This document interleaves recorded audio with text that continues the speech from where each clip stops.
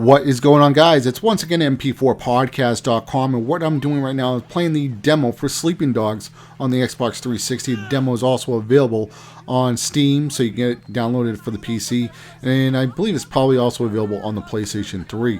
And what I really want to talk about are Xbox 720 and the PS4. Now, what inspired me to make this video are two videos that I saw from Woody's Gamertag, and what I'm thinking about these next generation consoles. What Woody basically was talking about on the Xbox 720, that the graphics card on the Xbox 720 is going to be a mobile graphics chip from ATI. So they're not even going to go with the highest end chip. But here's where the Xbox 720 is going to have its power. It's going to have it in the CPU. It's going to have a lot of cores. And it's also going to have 8 gigs of RAM. Okay, now I also watched some videos from Review Tech USA as well, and a lot of people are talking about, these extra cores that are going to be in this new chip for the Xbox 720. It's going to be really for the Kinect, okay, the next generation of Kinect. It's going to track every knuckle on your finger, your wrist, your elbow, your shoulder, your eyelids, the spots in your nose. It's going to track everything, and the Kinect right now, it's actually doing extremely well, and I think Microsoft really wants to go after that Wii crowd, that just the average person, because if you can get everybody into this hobby of gaming, it's a lot more money than just the hardcore audience, okay? And we all know the Wii U sold more consoles than the Xbox 360 or the PS3.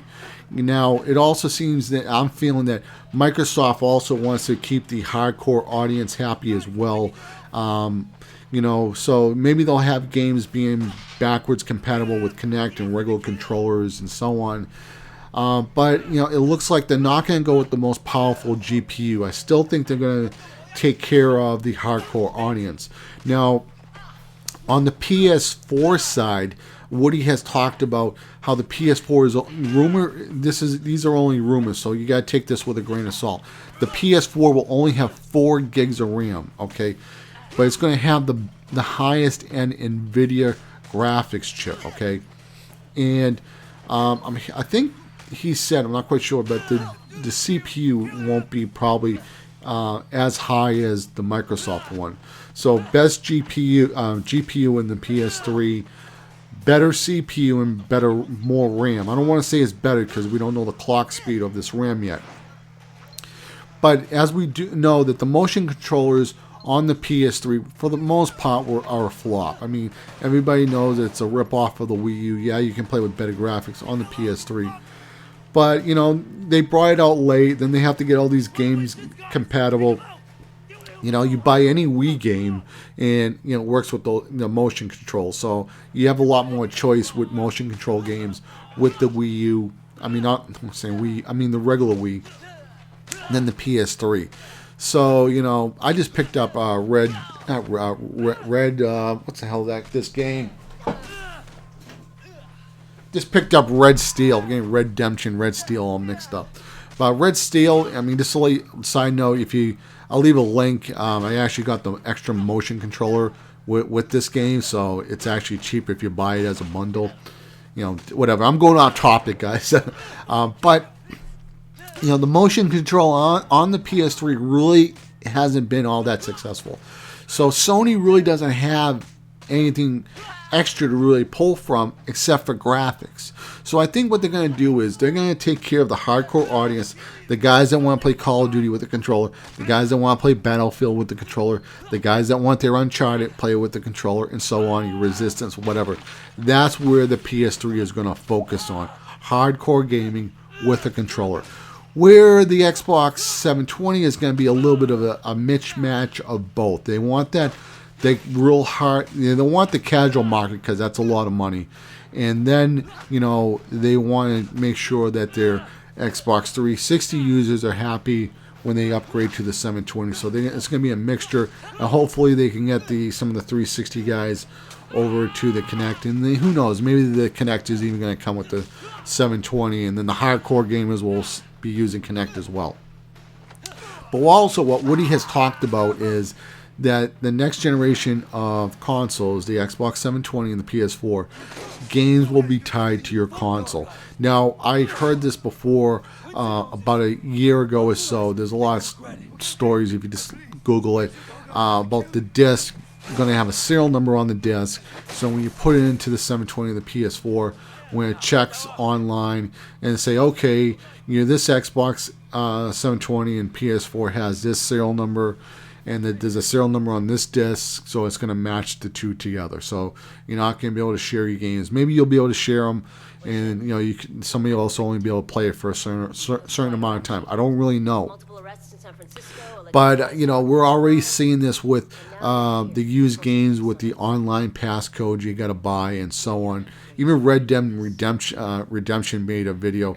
He thought he was buying a new game from GameStop because sometimes they leave the last copies at GameStop. They're open and, they don't seal them up or anything. And somebody actually put a used game up, and he thought it was probably the last one, and it didn't have the code in there. And Red Dead Redemption actually had to buy a $15 pass to play a game which he bought for brand new, which was kind of ridiculous. But, this is going to really, really suck for people. Who knows? I mean, there's still people who are retro gamers, and these are the guys who I feel bad for. There are people who still like to play old games and so on. I mean, you're not going to have any more of the flea markets or the retro stores selling games. You're not going to be able to, what if a game that somebody played 20 years ago is tied to a system 20 years ago?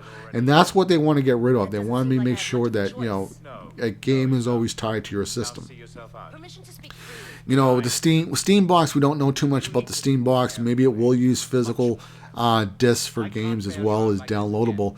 But where the Steambox can actually give you a little bit more for your money is, again, I know people are probably going to hate me for this because I already made 2 positive videos about the Steambox. So you want to watch those 2 videos, links in the description box, or click on the annotations. Let me just give you an idea. I'm a Windows user, okay? I don't own a Mac, but if I bought a Macintosh computer, I install Steam on my Mac. There are some games that are for Windows and Mac. I think Jedi Knights, some of those games are, or Portal. I think Portal is available on Mac as well. I don't have to buy a Windows copy and a Mac copy, okay? If I buy it off of Steam, whenever I install Steam, it downloads that version for that platform. So if I buy a Mac, it'll download Portal from the Mac. If Steam is installed on a Windows computer, it'll download the Windows version. Now, I have a Windows computer. I can't download the Mac version off of Steam unless I have a Mac. So, whatever it is. But what I'm saying is, if you buy, let's say you go to Best Buy, you buy like Half-Life 3, okay? You put it in your Steambox, right? And you link your Steambox to your regular Steam account, and boom, you get the PC version as well for PC and Mac. That's actually a pretty good deal. You know what I'm saying? And who knows? Maybe Steam will also be downloading, downloadable games right to the right to your device. Steam is a company who knows how to market themselves. Let me just give you an idea, like what's been rattling in my head. Everybody wants to get Black Ops 2 on release day at 12 a.m., okay? What if Steambox lets you download Black Ops 2, right? But you can't play it until 12 a.m., okay? Right on the nose. But you can download it like a week before, but it's locked. So right at that time when it's go bingo, you get to play your Black Ops right then. So Steam could probably do things like that. And Steam is a very, very, very smart company when it comes to online distribution. And their prices are cheap. Their prices are super, super cheap.